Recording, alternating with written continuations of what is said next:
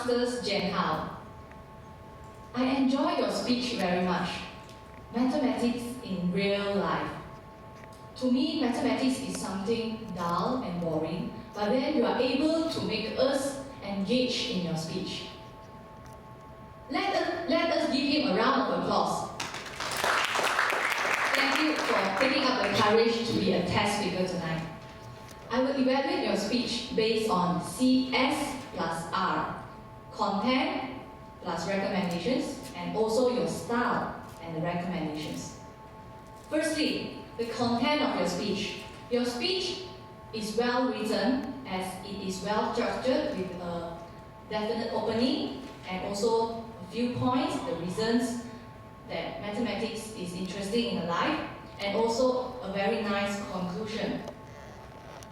Besides that, you have a message or a value in your speech that says mathematics is actually very interesting. It's everywhere around us in our life. So you tell us that mathematics is actually very wonderful. What that I think you can improve in the sense of your content is you used a lot of jargons, mathematics terms, such as algorithms, theorems, and some that maybe some of us who didn't learn mathematics, we may not have heard such terms.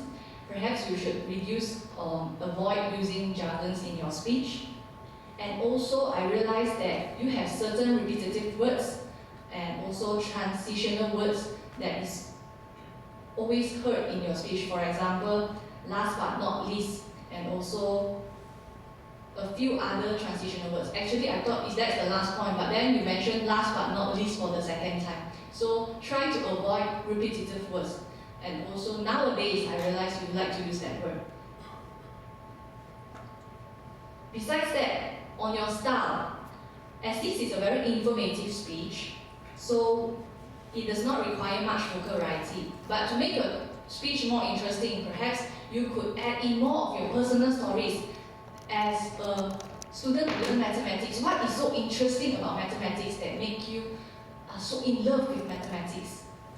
And your body language and hand gestures are quite natural, but then I found that sometimes it does not serve a purpose as you are walking here and there and your hand have too much movements. Perhaps you could try to practice to make your movements more purposeful in each point.